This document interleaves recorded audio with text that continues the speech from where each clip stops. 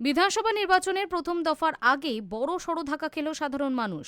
নির্বাচনী ডিউটির জন্য বিপুল সংখ্যক বেসরকারি বাস অধিগ্রহণ করায় রাজ্য জুড়ে পরিবহন সংকট। বাংলার বিধানসভা নির্বাচনের প্রথম দফার ভোট গ্রহণ বৃহস্পতিবার। তার আগে শহর তথা রাজ্যের সাধারণ মানুষের যাতায়াতের ওপর আরও কোপ পড়ল। গত কয়েক সপ্তাহ ধরেই কেন্দ্রীয় বাহিনীর যাতায়াত ও নির্বাচনী কাজের জন্য দফায় দফায় বেসরকারি বাস অধিগ্রহণ করা হচ্ছিল। তবে মঙ্গলবার থেকে সেই প্রক্রিয়া আরও ব্যাপক আকার নিয়েছে। নির্বাচন কমিশন সূত্রে খবর, প্রথম দফার ভোটের পাশাপাশি দ্বিতীয় দফা ও গণনা পর্বের জন্য বিপুল সংখ্যক বাসের প্রয়োজন। সেই চাহিদা মেটাতেই মঙ্গলবার থেকে রাজ্যের সিংহভাগ বেসরকারি বাসকে নির্বাচনী ডিউটির জন্য তুলে নেওয়া হয়েছে। ইতিমধ্যেই অনেক রুটের বাসের সংখ্যা কমিয়ে দেওয়া হয়েছে। ফলে সপ্তাহের মাঝপথ থেকেই শহর কলকাতা থেকে জেলা সর্বত্রই বেসরকারি বাসের আকাল দেখা দিচ্ছে। বাস মালিক সংগঠনগুলির দাবি, কেন্দ্রীয় বাহিনীর যাতায়াত এবং ভোট কর্মীদের বুথে পৌঁছে দেওয়ার জন্য প্রায় মাসখানেক আগে থেকেই বাস যাওয়া শুরু হয়েছিল।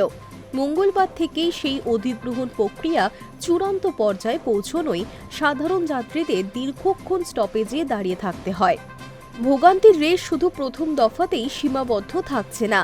29 এপ্রিল দ্বিতীয় দফার নির্বাচনের প্রস্তুতির জন্য আগামী 26 এপ্রিল থেকেই সংশ্লিষ্ট বাসগুলিকে নির্দিষ্ট জায়গায় রিপোর্ট করতে বলা হয়েছে। অর্থাৎ এক দফার রেশ কাটতে না কাটতেই শুরু হয়ে যাবে দ্বিতীয় দফার প্রস্তুতি, যার ফলে টানা কয়েক সপ্তাহ রাজ্যের পরিবহন ব্যবস্থা কার্যত পঙ্গু হয়ে পড়ার উপক্রম। আগামী 4 মে রাজ্যে নির্বাচনী ফলাফল বা ভোট গণনা। বাস সংগঠনগুলির পক্ষ থেকে জানানো হয়েছে, গণনা পর্ব মিটিয়ে এবং ভোট কর্মীদের ফেরত পৌঁছে দিয়ে বাসগুলি রাস্তায় ফিরতে ফিরতে অন্তত 6 মে হয়ে যাবে। অর্থাৎ আগামী 2 সপ্তাহ সাধারণ মানুষের যাতায়াতে এই চরম অস্থিরতা বজায় থাকবে। সরকারি বাস পরিষেবা থাকলেও বিপুল সংখ্যক যাত্রীর চাপ সামলানো তার পক্ষে দুঃসাধ্য বলেই মনে করছে বিশেষজ্ঞরা। বিশেষ করে অফিস যাত্রী এবং পরীক্ষার্থীদের জন্য এই সময়টি অত্যন্ত উদ্বেগজনক হতে চলেছে। ট্রেনের উপর চাপ বাড়লেও শহরতলি বা প্রান্তিক এলাকার মানুষের একমাত্র ভরসা বেসরকারি বাস। ভোটের এই ডামাডোলে তাদের জন্য কোনো বিকল্প ব্যবস্থার কথা এখনও প্রশাসনের তরফে জানানো হয়নি। সব মিলিয়ে প্রচারের উত্তাপ আর রাজনীতির লড়াইয়ের মাঝে গণপরিবহন সংকটে পড়ে কার্যত নাজেহাল হওয়ার অপেক্ষায় সাধারণ মানুষ।